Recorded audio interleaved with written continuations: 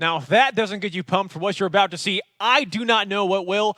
Good evening, ladies and gentlemen, and welcome to the WGLNA Season 2 Gold League. I'm your host, Christian Toma. To my left is David Williams. Make sure to check us out on Facebook and YouTube /WGLNA. And as always, go ahead and follow us on Twitter @WGLNA so you guys can stay up to date on what's happening in the community around you. And of course, if you haven't already, go ahead and type in battleviewer.com for the same viewing experience with the same Twitch chat stream that you know and love, plus easy access to YouTube, Twitter, match listings, match standings, if I remember correctly, and also, of course, the Fantasy League. That's right, so go over and check that out. Now, ladies and gentlemen, a new season means tons of new things, like a new format. This season, we'll be running the 768 format, so let's break that down a little bit. In a match, there are 2 teams. Each team, there are 7 players with up to 68 points of tier choices allotted to each one. That's where the 768 comes from.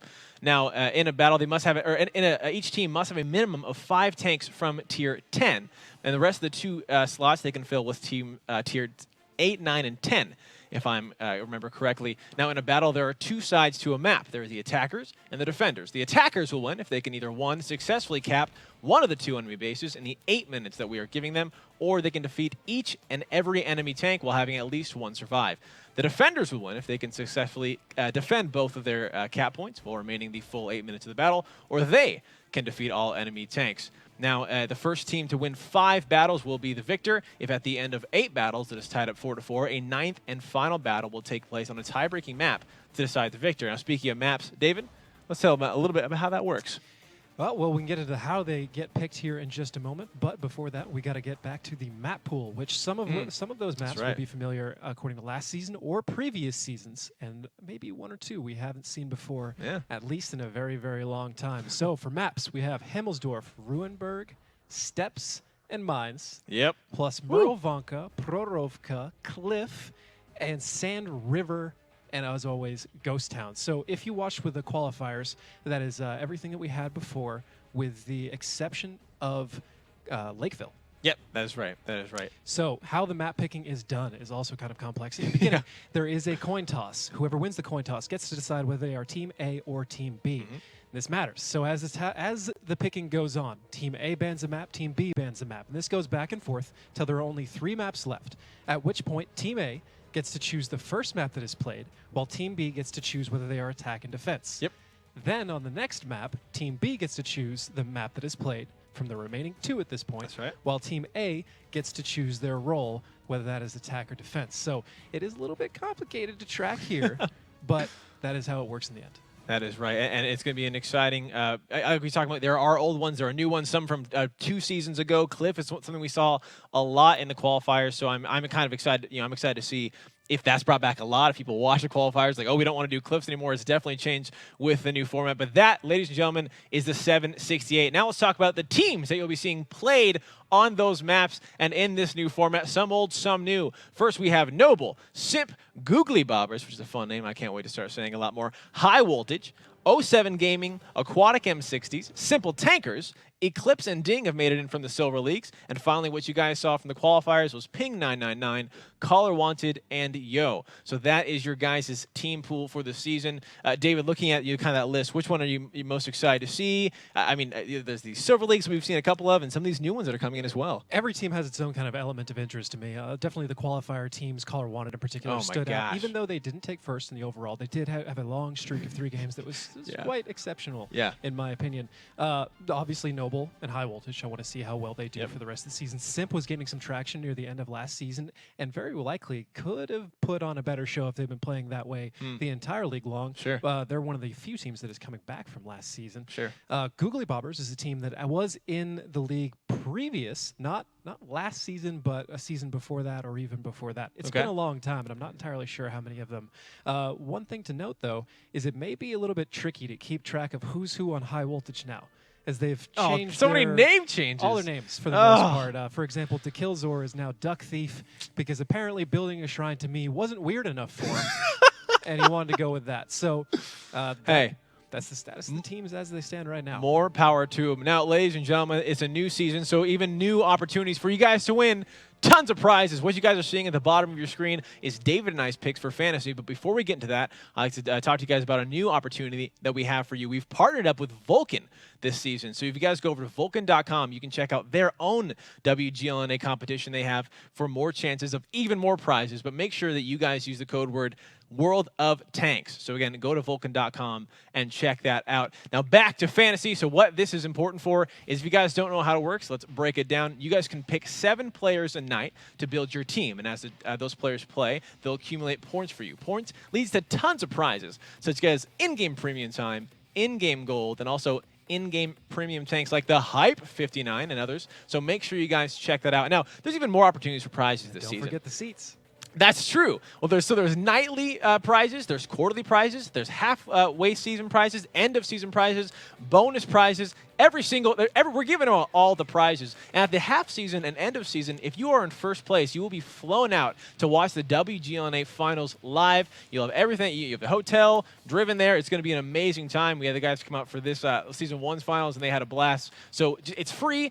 Go on there at fantasywgl.com and sign in and start picking. And also, if you're on battleviewer.com, which you should be right now, it's that button in the bottom right-hand corner. But some fantastic opportunities for so many things. But enough of all of that. What you guys came to see is the start of the season, and let's get into the teams. Up first, we're going to have SIMP versus 07, followed by Caller Wanted versus Noble. Third is going to be Ping 999 versus High Voltage, and finally, the close of the night, Yo versus Ding NA. David, out of the 4 matches that we have tonight, the 8 teams, which one are you most excited to see, and who do you think is going to take it? As usual, it's going to be Caller Wanted versus Noble. Noble being the defending champs, and Caller Wanted put on quite a show in the qualifiers. Yeah. Not that any of the teams in the qualifiers didn't put on a show at all. True. But 4 games in a row. I kind of want to see how these new teams all measure up. And out of those teams, we saw the most out of Caller Wanted because they played the most. And I really want to see how they can measure up against Noble, who I expect to be just as dominant this season as they was at near the end of last season. Yeah, absolutely. I'm excited to see High Voltage versus Ping 999, just because High Voltage was coming out of the qualifiers, took 2nd place last season, and they showed dominance all the way through. And I'm excited to see if they can replicate that with the Tier 10s with this new format. And if they can, I'm going to be super, super impressed. Ladies and gentlemen, that'll do it for our pregame show. Now, before match number 1 starts, here's a Timmy video for all us pubs out there. I relate to you guys to see how to play World of Tanks a little bit better.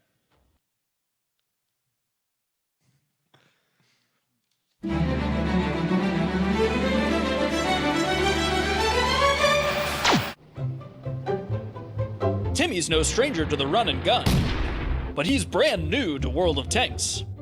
He'll need to rely on teamwork to... Wait, Timmy?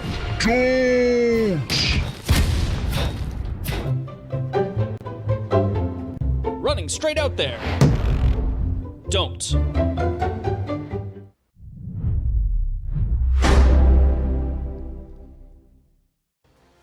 And I feel like I'm a better player already. Ladies and gentlemen, welcome back to the WGLNA Season 2 Gold League. I'm your host, Christian Toma. To my left is David Williams. Make sure you're going to check us out on Facebook and YouTube /WGLNA. If you guys aren't watching this on battleviewer.com, go over there right now and check it out. I'll give you a second so you guys don't miss anything. All right, that should have been enough time. And also follow us on Twitter @WGLNA so you guys can stay up to date on what's happening in the community around you. And check out the question of the day. It's back. Which is, do you think Noble can do it all again this season, or win it all again this season?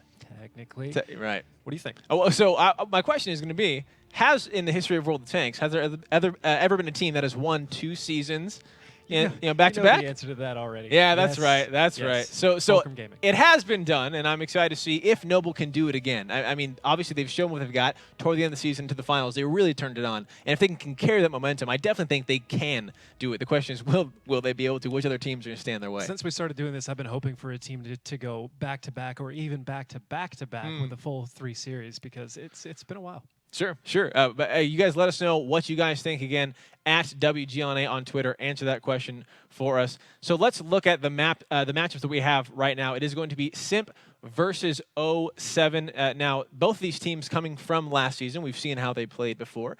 07 has Meadowhawk, who I picked every single day for my fantasy because Christian and I, we share something right there. But David, looking at kind of these 2 teams, were you ever in a situation where you had to transition between formats, and how tough is that?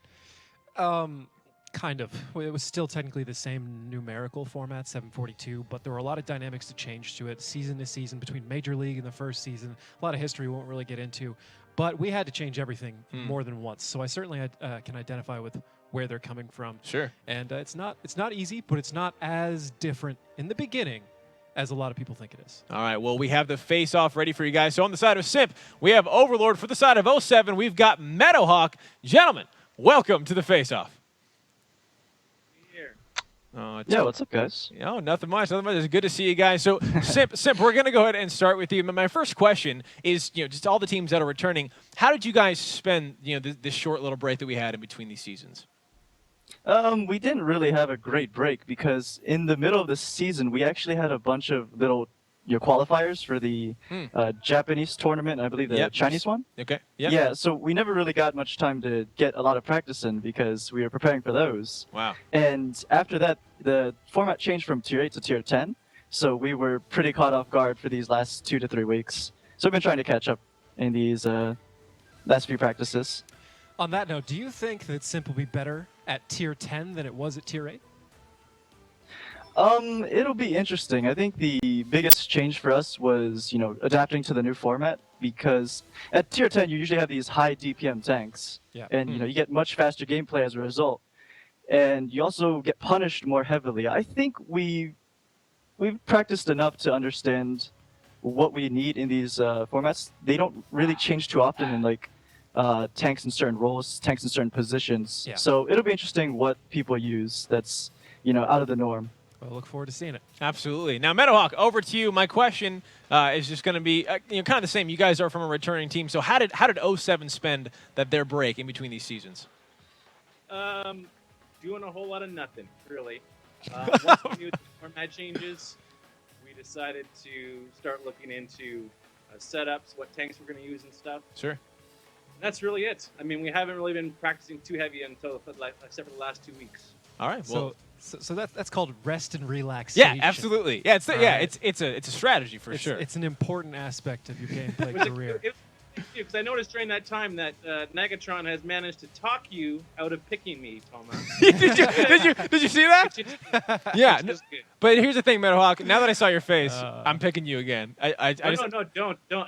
After Nagatron's next question, you'll figure out why. All I can say to that is you have done that yourself. Aside from that incredible 3-tank kill last season, but we'll stay on topic here. Have there been a whole lot of changes, roster changes, strategy changes, any kind of change at 07 since last season? Not really. The best thing is this new format change heavies us very favorably because all of our heavy hitters, Vetro, Synergy, Commodore, they never played Tier 8 before. They were learning Tier 8 tanks when we had them for the past year. They're Tier 10 stat whores, so they are going to unload this year. They're going to be great. That's exactly what I expected. Yeah, I'm excited to see that dominance indeed. Now, before we get into the battle, Meadowhawk, do you have anything for Simp before we get in? Best of luck as always. And also, I'd like to point out here, I like you as much as I can, Overlord Prime, but let's bring Laps back. # reinstate Laps. Wow. All right, Overlord. Shots fired. Your response. Laps would agree with you right now, and I'm sad that he's not here. There you go. All right, well, good luck to 07. Let's have a good game, guys. There you guys go. Gentlemen, we'll see you in the match shortly. Best of luck to both of you on this new season. Oh, man. He's been working on the salute. I saw it. That was fantastic. He got it there before we even cut out that time. That was amazing. Yeah, it was close. Were you teaching him that? No. I don't know how to do it correctly. That's true. Not correctly enough.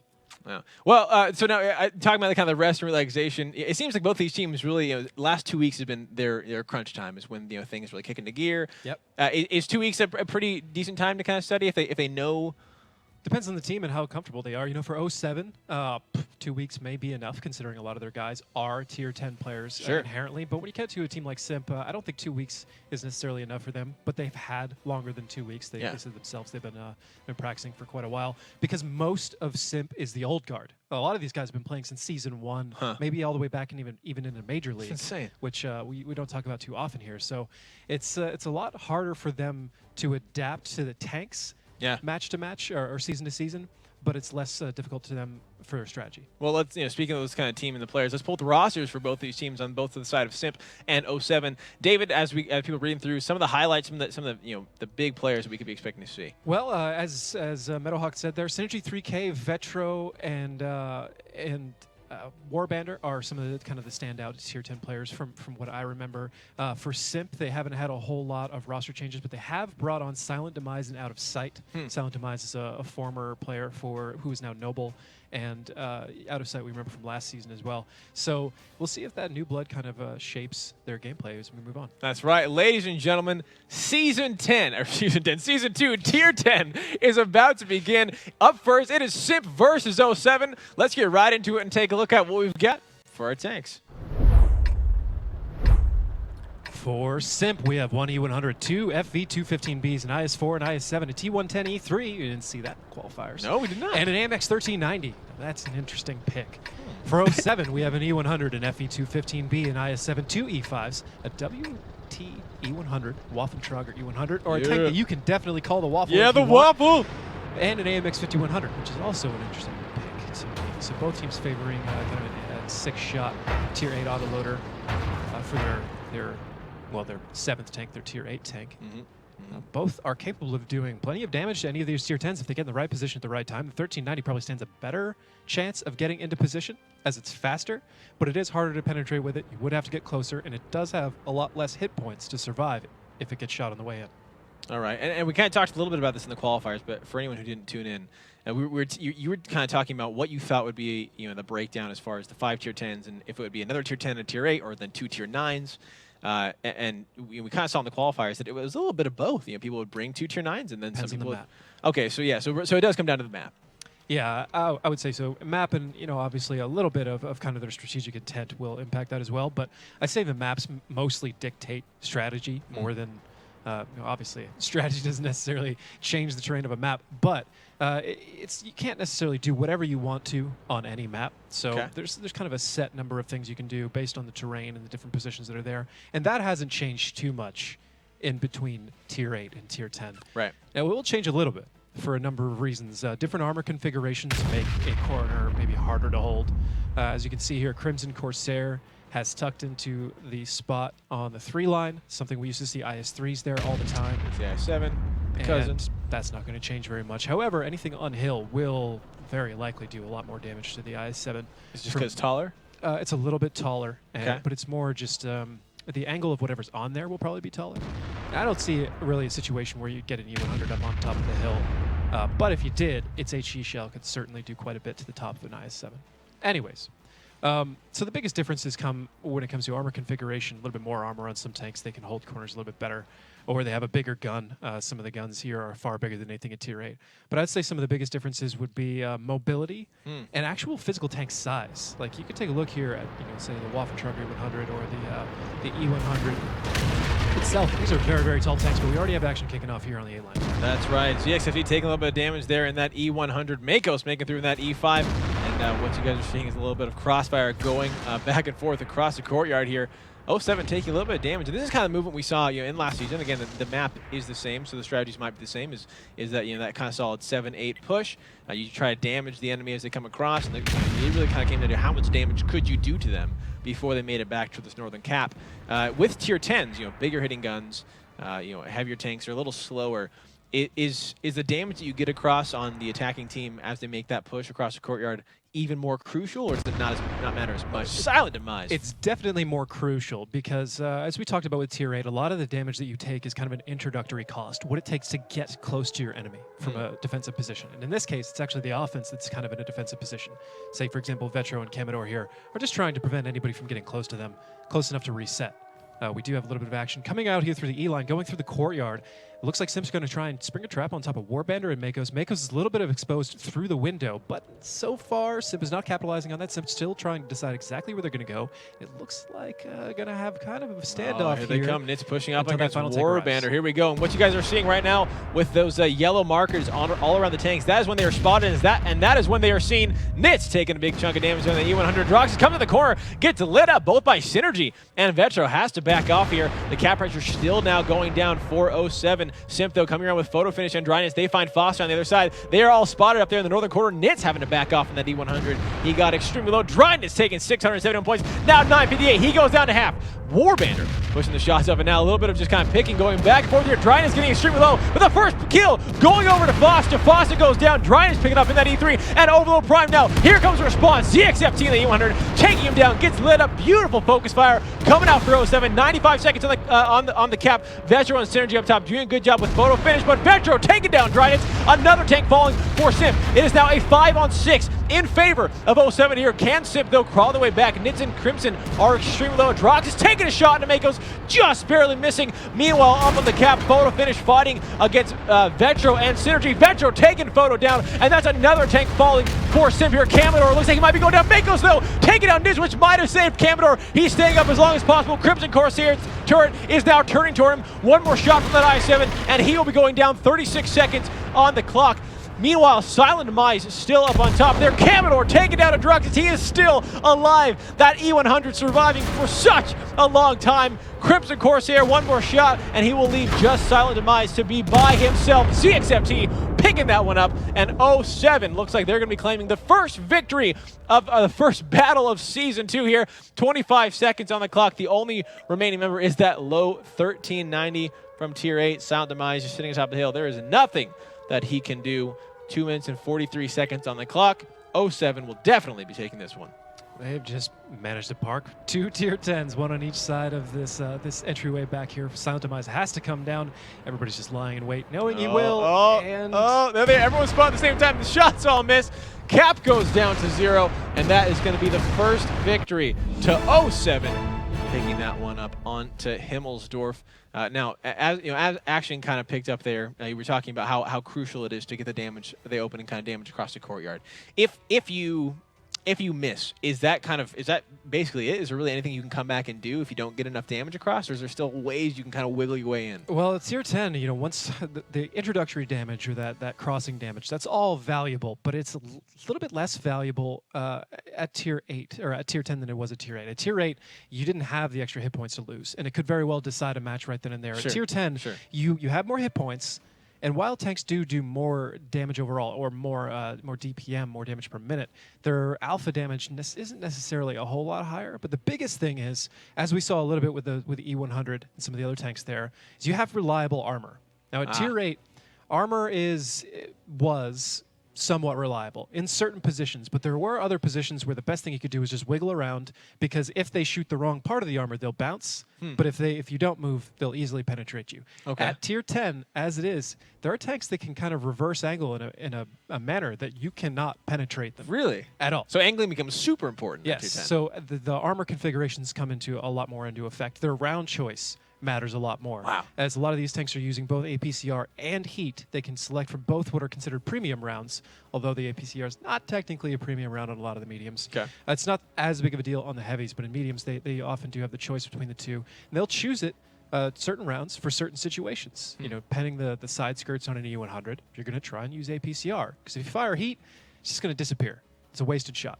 So it's a lot higher skill level at Tier 10, and perhaps we'll see how the end effect is on strategy. But a 1v1 at Tier 10 is a lot more based in skill than a 1v1 ever would be at Tier 8. That's fascinating. I mean, that'll be exciting to really kind of see, because we talked about what that would look like as the the tiers get higher and higher. Skill level comes into play so much more than it did, which will be this will really kind of separate the good players from the great players in this season. Very excited to see how this goes, ladies and gentlemen. The next battle is underway.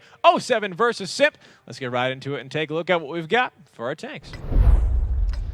So for 07, they're bringing a third.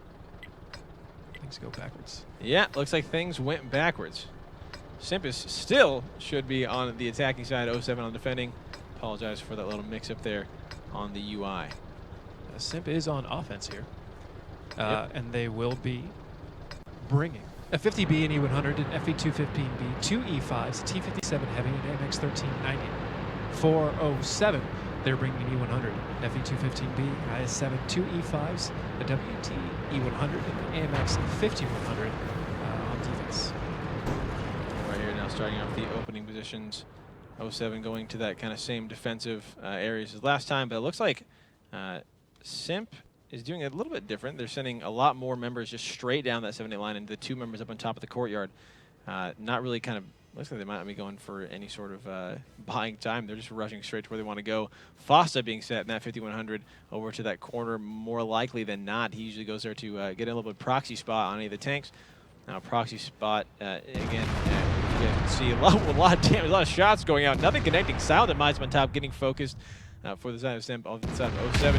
Dryness taking some shots there. A little bit of damage going back and forth. Synergy taking 254 there, and that FV, the 5B, which is calling by the last 2 numbers there, and a lot of courtyard pressure going across here. Silent Demise taking even more damage to Droxus now, 425 there in that E5, and this is a way different story of what happened last time. It looks like 07 doing a great job making sure that SIMP does not push any further over the courtyard. Droxus now kind of out by himself. He's got to be careful. Dryness is there to back him up. Silent Demise on top of the hill, and that 50B, well below half health. A couple more shots, and he will be going down there.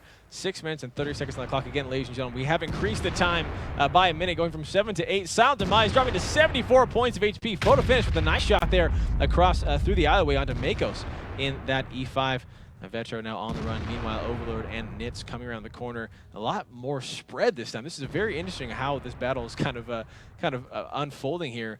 Silent Demise has to be careful. His job now is basically stop. I'm guessing hide. I'm not sure what else he could be doing. Fossa takes some shots there. Makos, a lot of damage going in him in that E5. 1 or 2 more shots and he'll be going down over the prime shot, just missing. That TPD7 doing work. Now he's on reload, so he didn't quite take down the E5. He has to back off. Nit's going to be there to defend him. Vetro just barely having a shot fly right by him. Droxus, meanwhile, taking 486 in that E5. Photo finish coming around the back, but Makos taking down Silent Demise. Finally, that 50B has fallen on top of the hill. Crimson Corsair in that 1390 up on top. Now, David, how much can a 1390 do to, with some of these tier 10 tanks? It can technically do its entire clip, which is around about maybe 1,200 in a very good clip.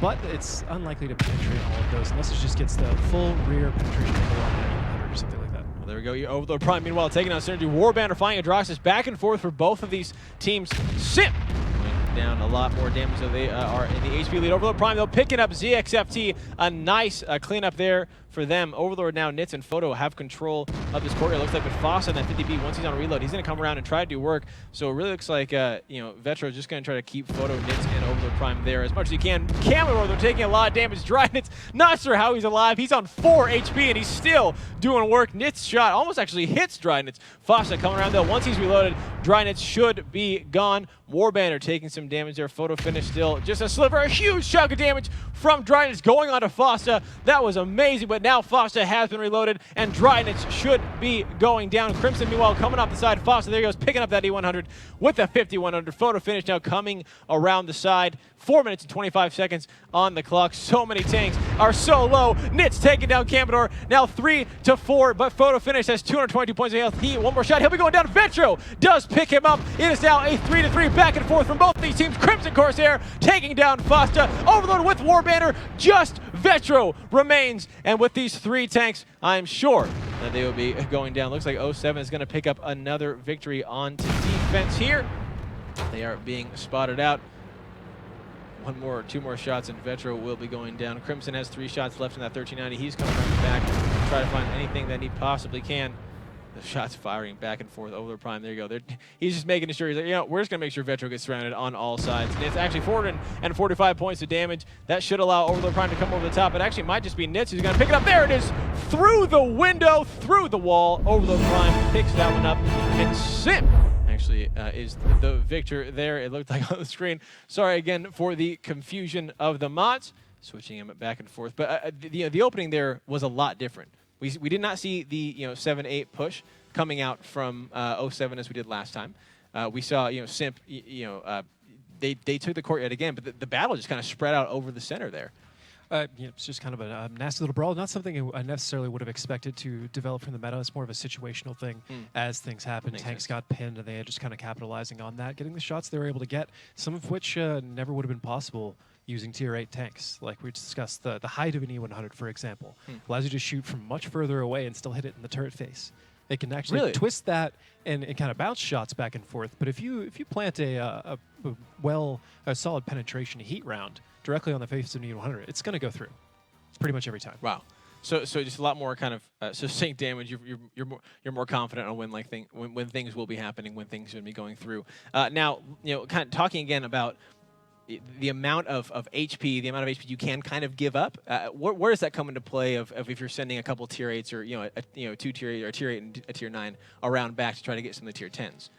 You can pretty much sacrifice the tier 8 in this format. The tier 10s are enough to get through without the tier 8. Okay. Now the tier 8 is useful to have. Say for example, 07 were to have lost their 5100 in that instance, and SIMP's 1390 were to come in behind and start tearing up that the Waffentrager E100 in particular. Okay. That is a very easy tank to penetrate at almost any tier. Just rip it so down. the tier 8 will definitely do quite a bit of damage to that, and it's kind of a strategic thing that gets more complicated as you discuss these little isolated incidents like that. But it depends. You could sacrifice your 1390 for proper spotting, and that would give you everything you need to set up the right positions with your 10s and then win.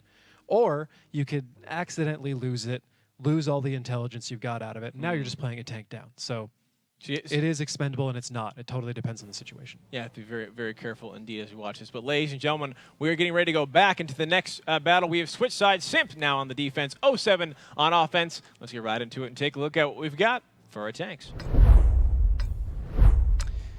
For SIMP, and this is correct this time around, and I believe it will be from this point forward. SIMP with 2 FE215Bs, 2 IS4s, a T110 E3, a Waffle E100, and the AMX 1390. 07 with an E100, an FE215B, and IS7 2 E5s, another Waffle E100, and the AMX 5100 themselves. Now, this is something that is new to this season, as you may have noticed.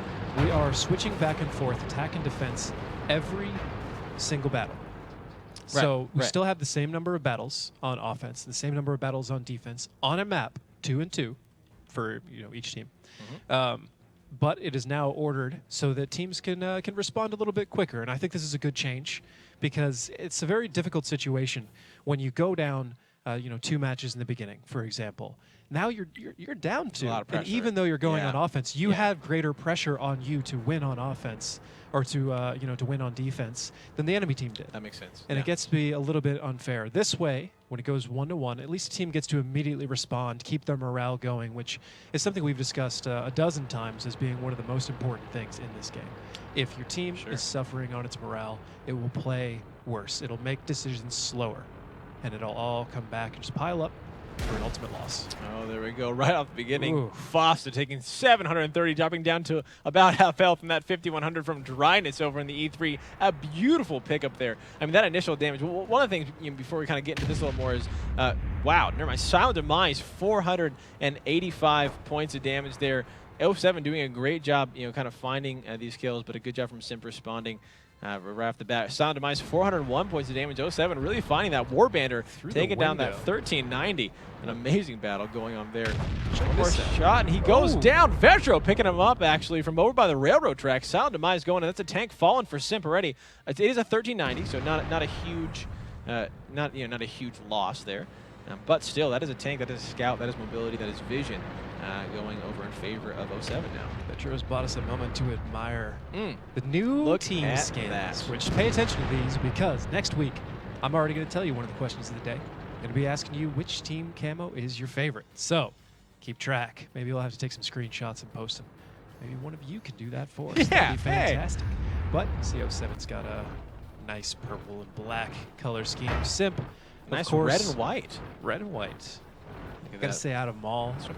Yeah, well, so far we've only seen 2. Okay, I'll hold it. Well, we can kind of change as the night goes on. I've seen more of them. I've seen more of them. That's the thing. Okay. These two are cool, but there are some that go forward that I think are really nice.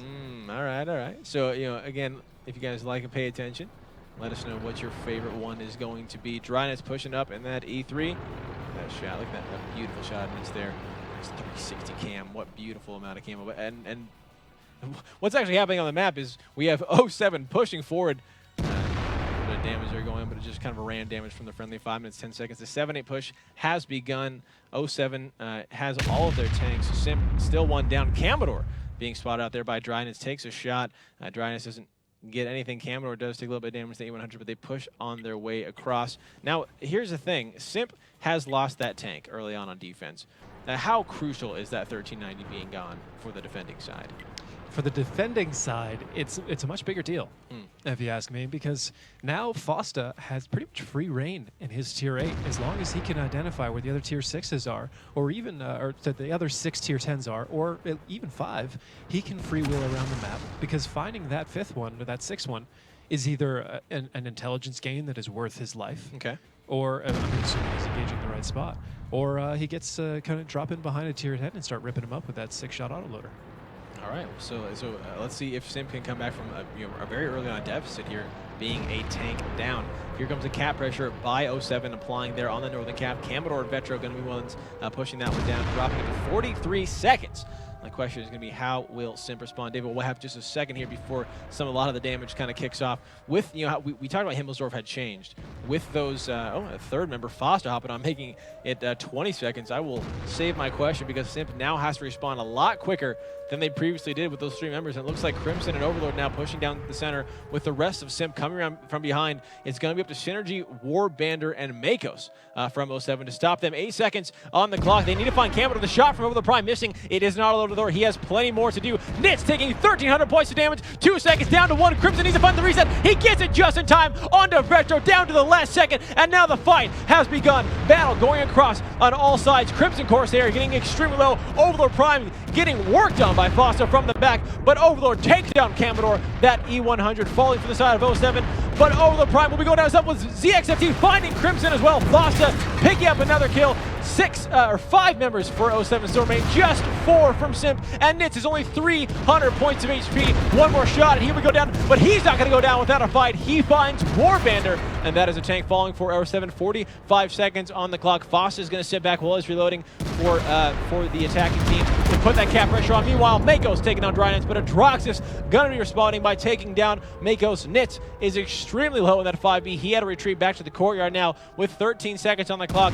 Simp needs to find the resets, and they need to stall this game out for another 2.5 minutes. It does not look likely. 7 seconds. Fossa and ZXFT looks like they're going to be untouched. Nitz, I don't think, is going to have the time to make it around the corner. Down to 0, and that is going to be a victory for the attacking team. 07 picks up that one. Congratulations to them, making it now 2-1 against Simp. So far, every team has won on the offensive side. Yep. Which is interesting because we talked about Himmelsdorf. Again, the benefits we said, on every map, defending has that slight sort of advantage because they have time on their side, and they don't they just have to wait for the team to come to them. But having 3 games in a row where offense is won, is that something that you think is going to be seeing more and more of the format, or is that just some early pickups? Oh, I think it has more to do with Himmelsdorf and kind of the size of the tanks. Teams have got to be more proactive on defense. If they can't, you'd be running the same strategy they ran at tier 8. The HP per DPM relationship just isn't there the way it was before. Gotcha. And even with Simp performing some of the better, more difficult team tactics, things we didn't see so much at tier 8. HP sharing was important at tier 8. Focus fire was important, but it's even more important at 10 all across the board. As you mentioned, skill, it's a different kind of skill at tier 10. It's more your physical ability to play the tank over a longer period of time. Okay. Whereas the kind of player skill at tier 8 that mattered had a lot more to do with knowledge, situational instinct, and making as few mistakes as possible. You can make mistakes at 10 and then play really well for the rest of the time and be good and come back. Right. Or if you watched a lot of the Bob Rouse chat, you can ruin it and then still save the game. Yeah, that's what tier 10 is. Bob Ross. We got a second. Let's go to stats. Let's go to stats. I'm sure people are wondering kind of what numbers look like. Oh, that's true. Format. A lot more numbers. They're bigger. They're a lot bigger. So Synergy 3K leading off 07 with 36.53 in his FE215B. The Waffentraegers, both of them getting out about a clip, which is what you would expect, but not really having a gigantic difference on the match. Other than that, perhaps they'd be better replaced with something else. But honestly, they're more there as kind of a mental deterrent, if anything. If you come at them, then they'll get 6 shots in a quick period of time. So they may not have a larger amount of damage over a match, but the damage they had was focused and on a specific tank that put it down and then helped increase the odds for the rest. The damage per minute HP relationship thing that we talk about, taking out a gun pretty much. So there you have it. So many viewers, I'm sure, see like, I told you damage isn't everything, and you're right. You're right, at least in the professional format. All right, ladies and gentlemen. Matches, we switch side again. 07 is going to be on offense. Simp on the defense. Let's get right into it and take a look at what we've got for our tanks. for 07. How are they backwards again? Honestly, how is this a thing? Okay, so for SIMP. SIMP's on offense. 50B, 2 E100s, FE215B, and E5, and AMX 1390. For 07, they have an E100, FE215B, and IS7, 2 E5s, WT E100, and an AMX 5100. All right, so again, what you guys are seeing, we have SIMP, who is, I believe, on the offense again, and 07. Yes, SIMP is on offense. 07 is on defense. And how about we do this? There you go. Now, if you look at the top, at least the names will be right. Well, at least the sides will be right. The names will still be incorrect. Names will still be incorrect. We will be getting that fixed, but meanwhile, 7 minutes and 10 seconds on the clock. So far, the opening side, SIMP just kind of doing the rest. And if they can maintain this, they will be winning this one as well, tying it up. Again, 2-2. We have been switching back and forth for both of the sides, and we will see. Just if they can maintain it, because if they go down, we haven't seen with the 2-2 what will change in that. But tying it up is always amazing. Going down 3-1, it's just not fun. You just don't want to do it under any sort of circumstances.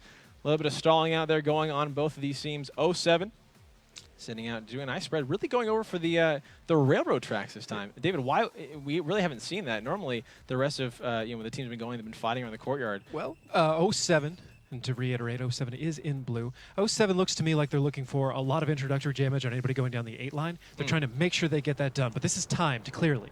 They've waited a certain amount of time, and they know this is right about when SIMP will be rolling off the hill. They're readjusting these positions. They're going to flood down the 8 line, or down the G line, up the 8 line. Everybody else is going to go defend directly up on the 2 cap. So this is actually very smart on 07's part. They know that they've shut down the 1 cap completely. They know that SIMP has to be going to the 2 cap. They know where SIMP isn't in a certain amount of time. They pretty much should know at this point exactly where SIMP is. And from there, it's as long as the rest of their plan is airtight and they execute it correctly, it should be in the bag because they have everything they need here. But this is where it gets tricky. At tier 10, SIMP can definitely just bully this corner with a lot of hit points and a lot of armor and stick that little 1390 on cap. And it's going to be real tough for 07 to break through this. All right, here we go. The first little bit of damage there going on to Nitz in that E100 from 07, who is on the defending side. Another chunk of damage onto Nitz. 22 he remains, but he looks like he's just going to be that shield there for the rest of SIMP to maintain all the damage. The question is going to be when 07 pops on the corner to get those resets, how much damage will be done to them? 40 seconds on the clock, more damage going across the Nitz.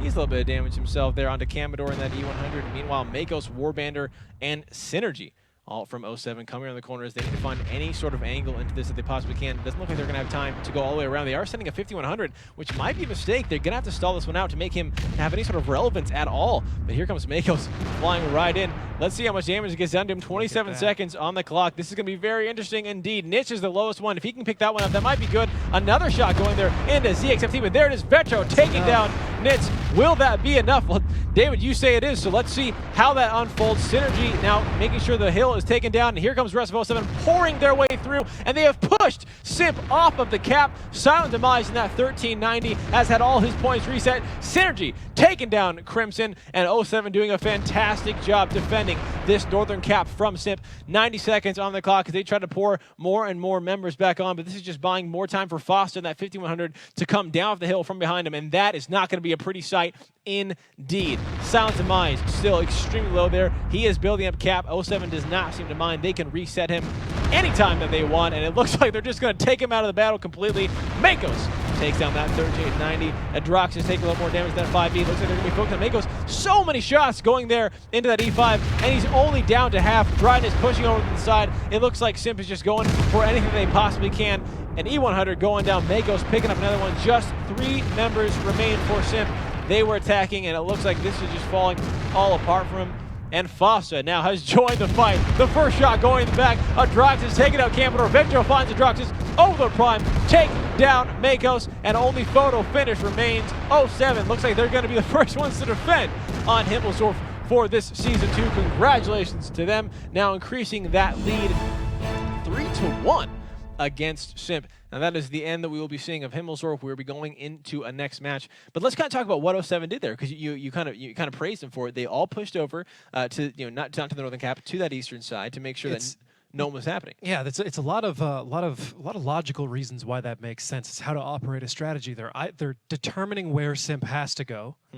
And setting up damage for the early phases if Simp is going anywhere else. And if Simp goes to the one place they could have gone in that instance, they just have a rehearsed answer to get there. Now, there was a moment, in my opinion, that if Simp had pushed harder and actually sacrificed tanks to just make a wall and put more than one tank on cap, that they could have capped that out in a very short order, because the other tanks for 07 just were not going to get there in time. Right. Keep in mind the momentum of, or maybe momentum's not the right word, the speed of tanks at tier 10 is generally slower than they are at tier 8, but the momentum is huge. Once they get going, it's really hard to stop them. Just don't stop them.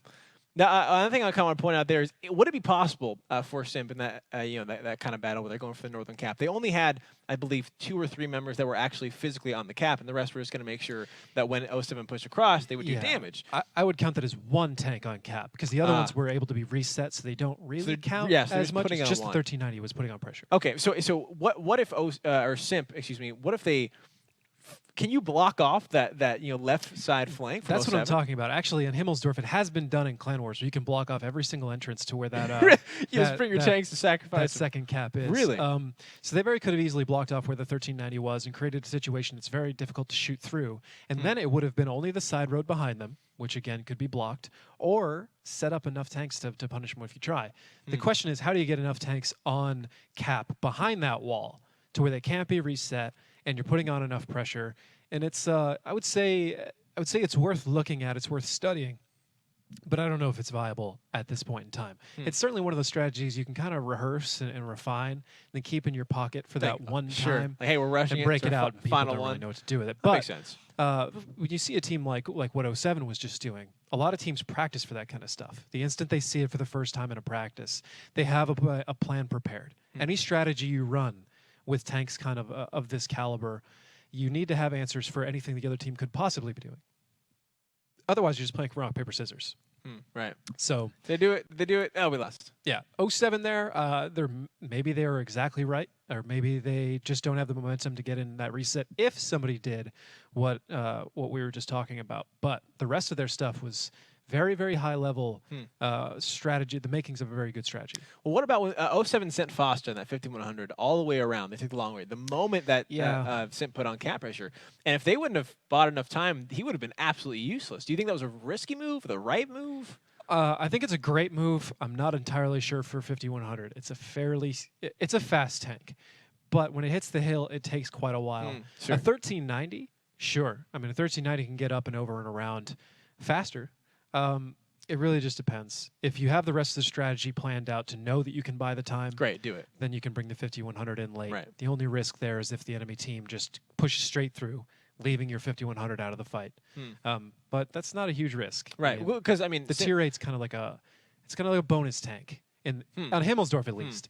If it's there, great. Not every map. If it's not that big of a deal, unless the enemy tier 8 is alive and somehow causes you a problem. Sure. And I guess also Simp could have taken full advantage of that, is if they knew the 5100 was leaving and they had no intel on that, so they did what they could have done. Ladies and gentlemen, that is it for Himmelsdorf. Next, we're going into Mines. 07 is up 3-1 against Simp. Let's see if this is... Oh, no, this isn't Mines. This is Cliffs, which is a very fast-paced map. We did get to see in the qualifiers. Let's see if it continues to be fast-paced. Let's get right into it and take a look at what we've got for our tanks. So, in red is Simp, not 07. Just trust us. Listen to my voice. Don't trust your eyes. It's a faith exercise. It's all on purpose, I promise. Yeah, this is the trust. So, and for Simp, we have Batchat, a Centurion Action X, which is a fairly new tank. An Object 140, 2 STBs, and 2 E50s, so they're opting for the double tier 9. Meanwhile, 07 is going to the Batchat, 2 Object 140s, 2 STBs, a 62-8, and RU 251. So here we go, right off the bat. As you guys can see here, 07, the other ones are going to be on the offense. Simp is rocking the defense here.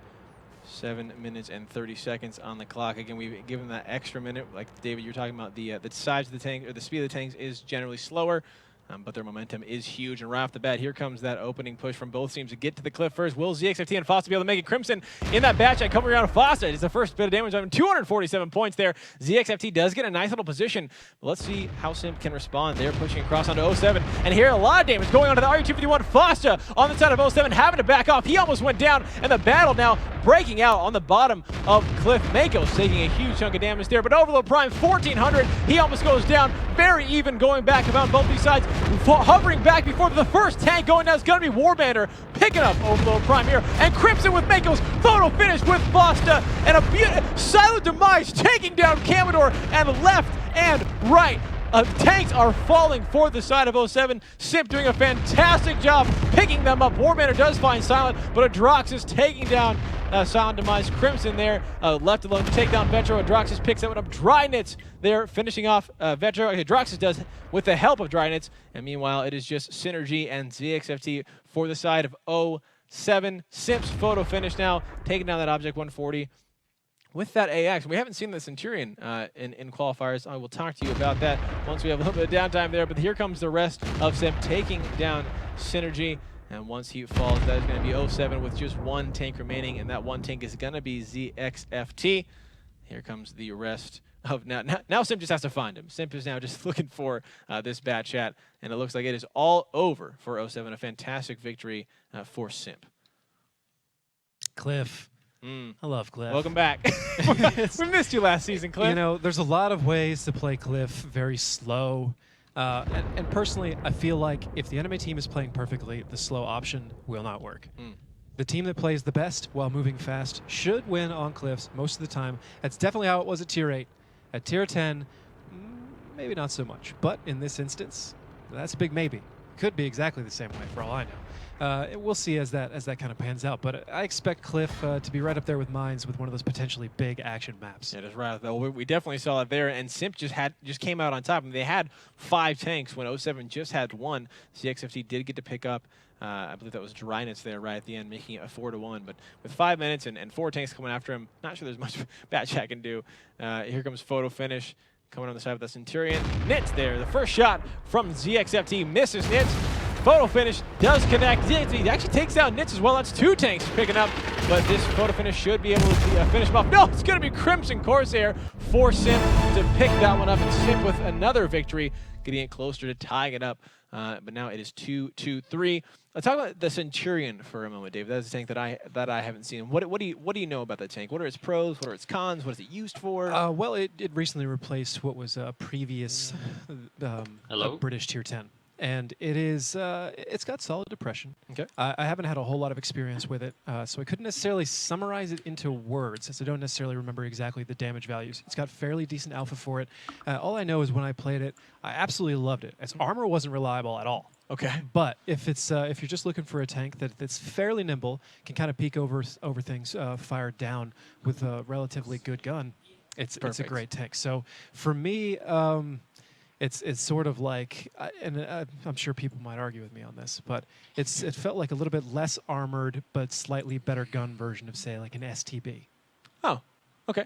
How would you compare it to the Bulldog? So when I hear of good gun depression, I think of the Bulldog every single time. Say the Bulldog from Tier 8? Yeah. Oh, man, I couldn't tell you the exact depressions between the two. I would just say it's a lot. At Tier 10, a lot of the mediums don't have a whole lot of depression. Okay. Especially, I mean, the Russian mediums are notorious for it.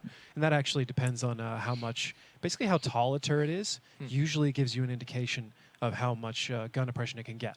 Because it's actually the part of the gun that's inside the turret. It can't hit the top. It can't hit the top of the tank, exactly. It was an awful strat. The bigger the turret, generally, the better the depression. All right. Well, now talking about Cliff, because this is, again, something that I didn't get experience last season, but you obviously are very familiar with. It was played in previous seasons.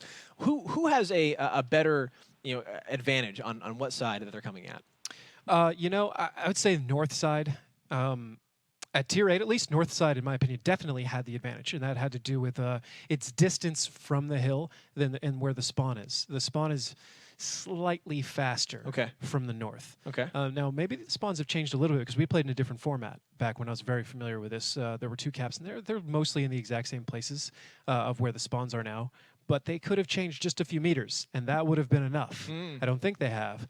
So generally, the North has better positions, and they get there a little bit earlier. But the South does have options, it does have answers, and depends on the right tanks at the right place. All right. Well, and now we will be seeing if that kind of head-to-head clash does again, or if people will utilize the donut, as we got to see in the qualifiers. But there's only one way to find out. Ladies and gentlemen, we're into the next match, SIMP versus 07. Let's get right into it and take a look at what we've got now for our takes.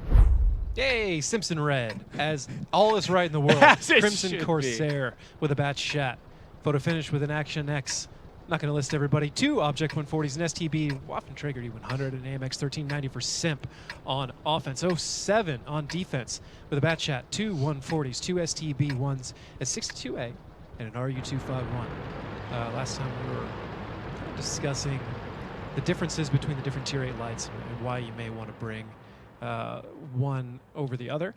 And the RU251, its round is a little bit better for penetration. It's got a little bit higher DPM. A lot of the other tanks. It's got decent depression and whatnot. And quite frankly, one of the big competitors to that would have been maybe the 54 lightweight. Oh, speaking of the RU251, though, he has been spotted out. A couple shots there going over for SIMP. This actually might not be a good for SIMP, as they have their whole plan looks like that was just going down. This 1-2 line has been thwarted by Fosta. Can still climb up right here, so they're trying a little bit of a tricky plan, where they're going to block off the entire northwest area and actually try and get in along the 5 line to prevent 07 from coming back to defend. And as long as they can control that entire D-line area, and they're about to pick up Foster Kid, which is a nice pickup. Nice. As long as they control the DE area, then 07 doesn't have a whole lot of options to fire down and cap, aside from maybe some tricky places on top of the hill with some blind fire. But right now, the biggest weakness for SIMP is everything that is sitting around that donut area and E3, F3 area. If 07 pours on that very hard, they can very likely kill all of it. But these positions that SIMP is taking make this very uncomfortable, and the Action S where photo finish is going is going to really make this difficult. All right, well, let's see here as Rox looks like he is spotting out Nitz over there in that Object 140. The 2 140s side by side, that is a very intimidating look at that thing. Pressure. Wow, Commodore up on top of the hill, and that STB1. 1,000 points of damage, dropping him down to below half. Beautiful shots there coming out for SIMP, and more damage going on to Vetro as well. Smooth Molasses in that batch yet, staying on top by the Lighthouse. He's going to do his best to try to fire down there. Photo finish taking a little bit from Commodore, but overall, 07 down almost 2,000 points of HP. SIMP sitting pretty, and they have put cap pressure on in that AMX 1390. It's going to be Silent Demise who's picking that one up. Mako's taking some shots there in that STB as well. 60 seconds on the clock. Rox doing his best. Drynitz, actually, there's a good chunk of damage going across there. And he's actually been picked up. Vetro taking down that E100. A nice pickup. So now kind of a 1-for-1 exchange there, but still SIMP is sitting pretty as far as HP goes. And if this continues to go the way it has been, SIMP will just continue to whittle down 07. 07 needs to do something. David, what does 07 need to do right now? 07 really needs to honestly get any pickup on any of the low health tanks for SIMP. In particular, photo finish. If he gets back into that spot, he's got to go. But really, 07's best play is to clean out the donut area and start to take control over that DE region. The reason I hesitate to call it as something that simple is they have taken too much damage and they have waited far too long to really start making that move. And Crimson Corsair is still loaded and will punish them severely for trying. There we go. Photo finish now going down for SIMP, but 15 seconds on the clock. It's going to be up to Rox to reset it, and he got the reset. It looks like onto Silent Demise there. A beautiful pickup there. He almost sacrificed his life for it, but he actually gets out of there barely on, it looks like, 68 points of HP and does another shot of damage into Nitz. Nitz, though, wasn't able to penetrate Rox, but over the prime, taking out Smooth Glasses. Finally, Nitz taking down that 144, a 140. Commodore, very, very low. 4 minutes and 38 seconds on the clock. Still about a 2,000 HP deficit between these two teams. Still in favor of SIMP, and it looks like they decided to pull off that AMX 1390 from the cap. They just want to clean this one out. Is that something that you can, I mean, they're not even utilizing the 1390 right now. David Crimson takes down Warbander. Commodore and Vetro are all that remain. Now it's just Commodore and SIMP closing in to pick up another victory. Crimson takes that one up, and there it is, SIMP tying it up now 3-3 against 07. Looks like SIMP's now, it really looks like the map that SIMP is really good at is cliffs so far. First, we see that rush right in the center from the defensive side, which is great. And that offense, that is something we didn't see in the qualifiers, is anyone push down that 1-2. No, we certainly haven't seen it, obviously, this season or any of the recent matches. But you go back all the way back to season 4, season 5. Then that's something you saw a lot more often. Is kind of a denial play. It's not brand new, but it's certainly the first time we've seen it at Tier 10, and I think it's not the last time we'll see it. Okay. The answers to it are pretty standard if you know what to do. They're uncomfortable because you have to drive into a lot of guns. But especially once the SIMP's Waffenträger 100 went down, there's no reason why 07 should not have been swarming the donut area and trying to take that back, because you cannot cap that one cap. If anybody is in that cliff and can fire down into it, they can spot you, do damage, no problem. Sure. Now, perhaps SIMP would have made a move into the 2 cap, but if the enemy team that is attempting to cap is going to have to change their location and move around all the time, and you as 07 can just stay in static positions and do damage to them the whole time, it's going to be in favor of you. Then it should be a relatively easy game to win from that point. Now, another thing that SIMP did was they had that 1390 on the cap, and he was I think at 20 or 15 seconds, and then he got reset. And instead of putting him back on the cap, they actually just had him hide in the corner. They didn't have him move at all. Why was that? Just they were confident enough they're going to find the overmatches? Perhaps they were trying to save him in the event that they got in trouble, where he could. Honestly, now that I think about it, that's more of an older format kind of thing. You wouldn't necessarily do that in attack and defense. So he must have been waiting for a shot somewhere. Okay. Otherwise, I see no reason why not to throw him in the fight. Yeah, if you're giving up on the cap, he's still ususeful somewhere. Right, exactly. Maybe for spotting or any sure. damage. He's got an autoloader. Utilize it. But anyway, congratulations to SIMP to tying it up. Now let's get right back into Cliff to see if 07 can do the same thing or if SIMP will continue their victory streak. Let's get right into it and take a look at what we've got for our tanks. For 07, we have a Batchat, 2 Object 140s, 2 STB1s, a 62A and RU251. For SIMP, we have a Batchat and Centurion Action X, an Object 140, 2 STB1s, and 2 E50s. 07, ladies and gentlemen, we have the your colors switched up a little bit. Adroxus, Dryness, Photo Finish, Nits, Crimson, Corsair, Overlord Prime, and Silent Demise are on the side of SIMP. And on the side of 07 is Makos, Camboder, Warbander, Rocks, Vetro, Smooth Molasses, and Fosta. We'll try to get this fixed as soon as possible, but meanwhile, let's see what happens. Looks like it's going to be another kind of center fight here.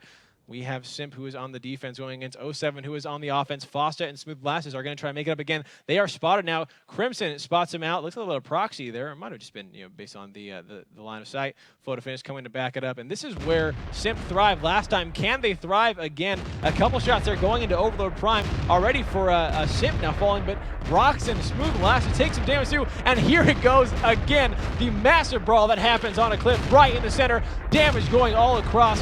Shots being fired left and right, and let's who is going to come on top right now. Dryness picking up Rocks at the first take, going down for SIMP.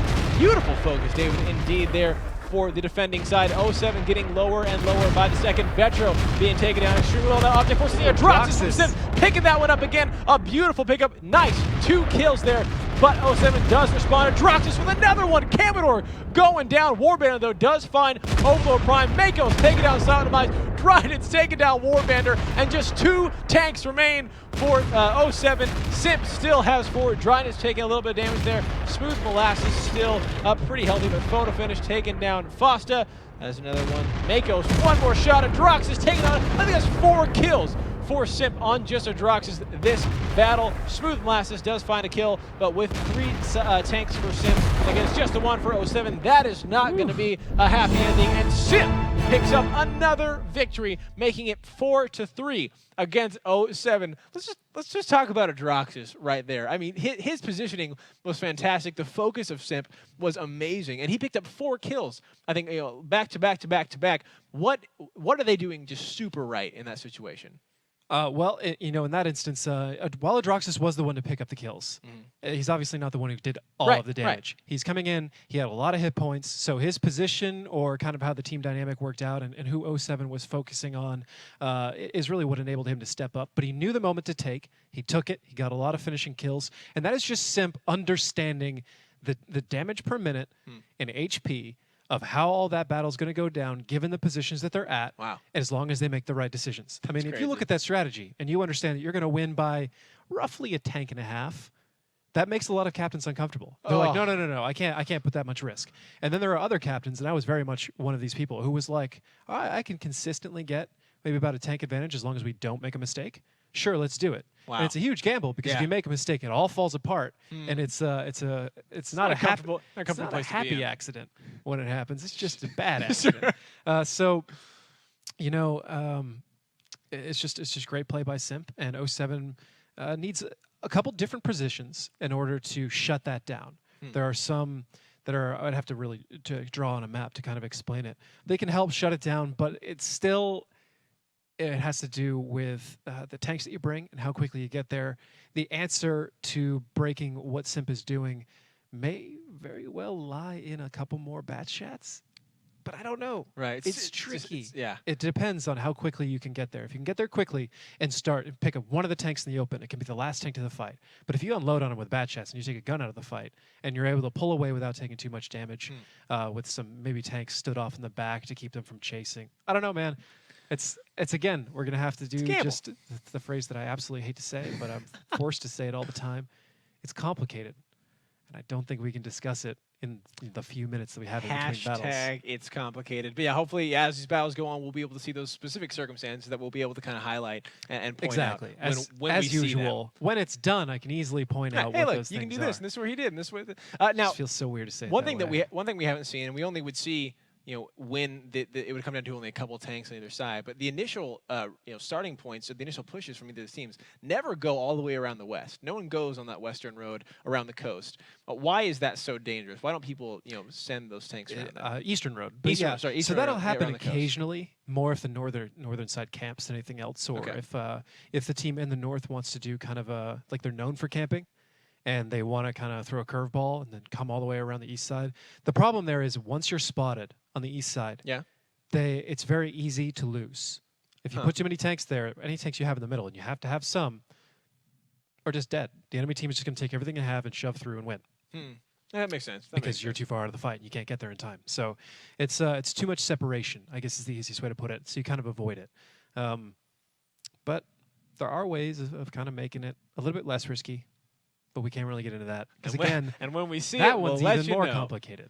Yeah, well, I don't think we will see that, honestly. Okay, it's too risky. It's doable, but it's like a house of cards strategy. If every little thing goes right, it'll be perfect. But it probably won't work that way. But if your uncle comes in and slams the door and that draft hits even one of the cards, the whole thing crumbles.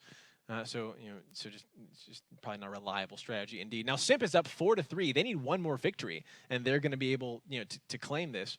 If they can take this victory off, that'd be an amazing comeback for them because they were down 2 victories against 07. And this kind of back and forth thing, do you think that favors one team over another, just switching back and forth constantly?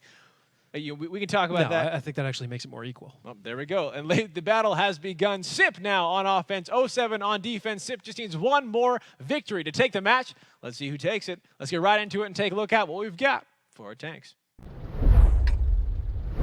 For Simp on offense, we have a 50B Batchat, 2 Object 140s, an STB, and 2 E50s. For 07, a Batchat, 2 Object 140s, an STB, 62A, and 2 T54s. So both teams opting to bring the double tier 9 lineup on this map.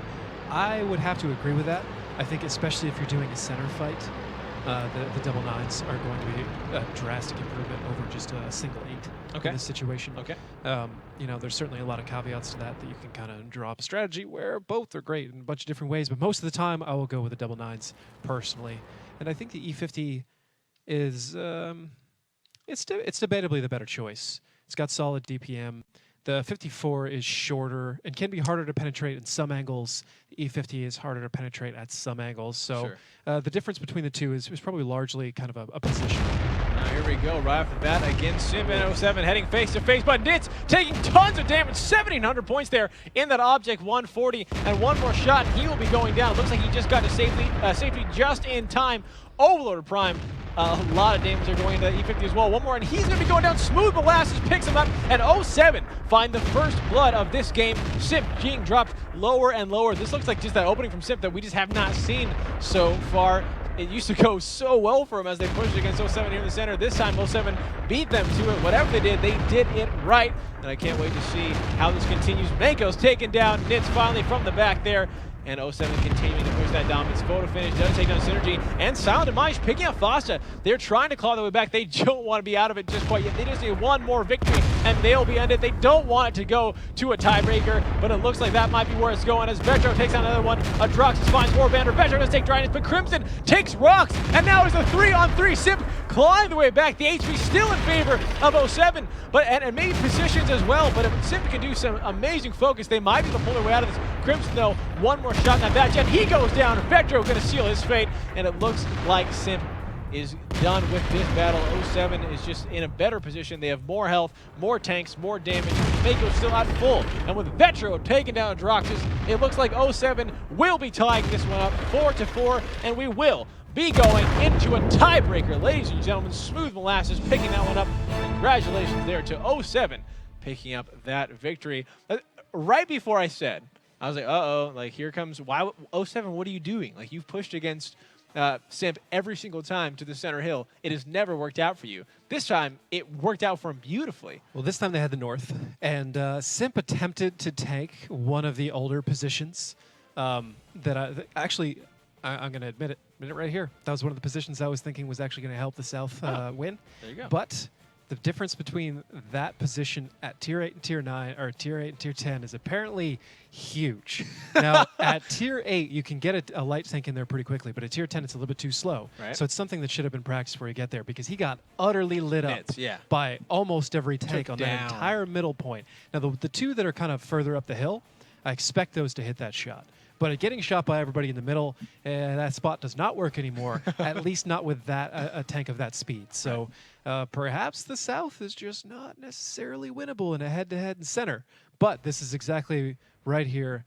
This is exactly why I was preaching pushing to the middle on this map, because you have to. And on defense, if you were to sit back and camp, you could very well take a lot of time and break it eventually. It's a strong camp, but it's breakable. But if you go to the middle and you don't mess up, that's what should happen. That's very what happens. frequently. You win hard. Now, Simp has chosen defense for this tiebreaker. Dave, why don't you explain kind of how that works? Who gets to choose what on the sides when we go into a tiebreaker match? So the team that has the fastest win on Assault, or if nobody's won on Assault, has done the most damage on Assault, gets to choose which side of, or rather which role of the tiebreaker map that they want. Now the tiebreaker map is determined by the week, and it is a preset. So for this week, all tiebreakers will occur on Himmelsdorf. Yeah, so it'll be interesting to see kind of how these teams will go back and either learn from their mistakes from that first map, kind of have a nice little tiebreaker match, kind of tiebreaker rematch against on Himmelsdorf. We did see 07 though, if we want to kind of go from score to score.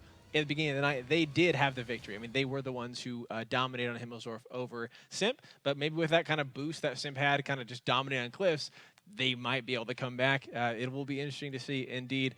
After seeing kind of the play styles of both these teams, who would you give the slight edge to? I mean, 07 did just pick up a quick victory on Simp and did kind of shut them down immediately, but Simp has been winning on Cliff quite a bit. It was on Himmelsdorf, though, and that's what we're going back to. That's where we should be going back to.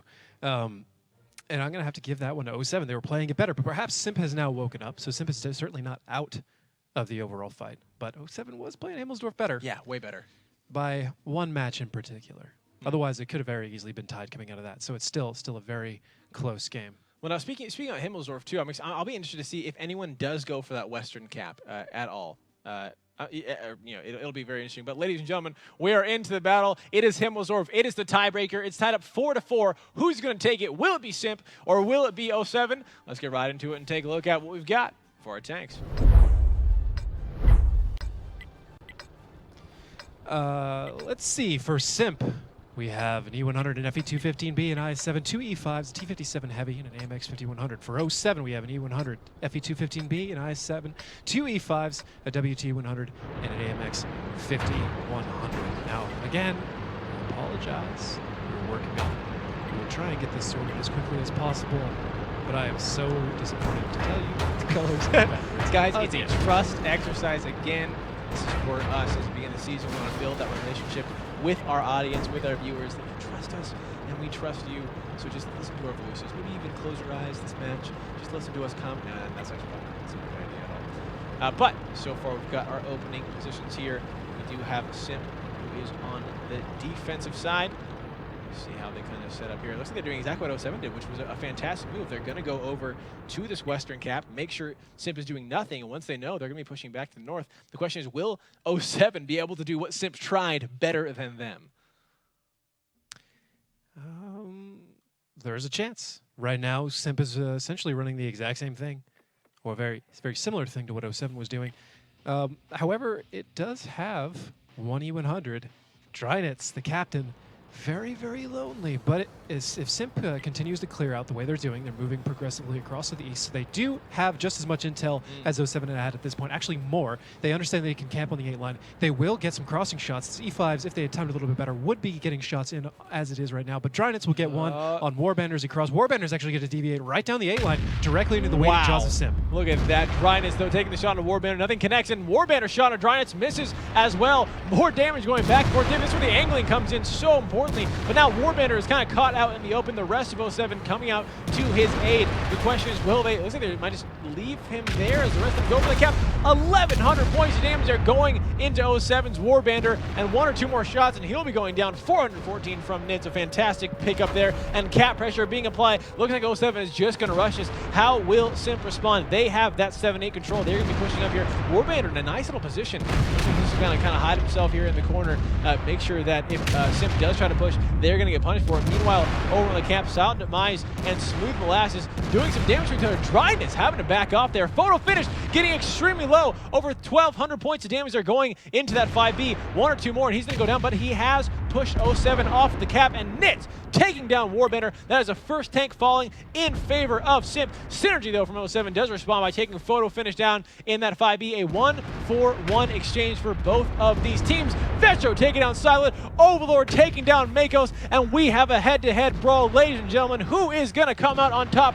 Will it be SIMP on defense? Will it be 07 on offense? Nitz taking down Fosta. A nice pickup there. Rox now for 07 now is caught out. 1,200. Rox is picking that one up. A beautiful shot there from that E5. And now just 3 members remain for 07 against the 5 of SIMP. 94 seconds, now 46 on the cap as they apply 2 members, Smooth Molasses and Synergy, doing their best to try to keep SIMP away from them. But SIMP just needs to kind of gather themselves, reposition. They do have the increased HP, they do have the guns, and this should be SIMP's game. 20 seconds on the clock. The first shot looks like from Nitz misses. Crimson Corsair taking 708, dropping him to about half health. 670, he is caught on fire. Synergy was on fire, and Drynitz extinguishes him by taking him out. 410 though goes into Drynitz. Smooth Molasses getting extremely low. Overlord's gonna pick that one up, and with Vetro going down, that is gonna be SIMP taking the victory. A fantastic one to come back on Himmelsdorf to show them that they can play this map just as well as 07. And the final kill is going to be going over to Adraxis, who seems to be the guy who is getting all the kills of the night. Congratulations there to SIMP, picking up that victory and claiming that 5-4 in a tiebreaker of our first match of Season 2 of the Gold Leagues. A new format, a lot more damage indeed. Top damage goes to Drynitz and his E100 with 3507, followed immediately by Nitz with 3454. The Nitz brothers are back. Nitz and Drynitz are back. It'll be interesting to see if Drynitz can do an amazing 2v1 again in the finals to clutch it. But tier 10. In tier 10 would be fantastically amazing. But a fantastic job for them. I'm just excited to see. I love how 07 was dominating Himmelsdorf. We talked about that. 07 tried to do what SIMP did, or what SIMP tried to do to them. Didn't work out, and it looks like defense on that part with that strategy just kind of goes in favor of SIMP there. But a fantastic job for them to kind of recollect themselves, learn from their mistakes, and come back and win that 5-4. Ladies and gentlemen, match number 1 is done. Match number 2 is going to be Caller Wanted versus our last season's champions, Noble. Make sure to stay tuned, and here comes some more Timmies. If you guys like those, we'll be right back.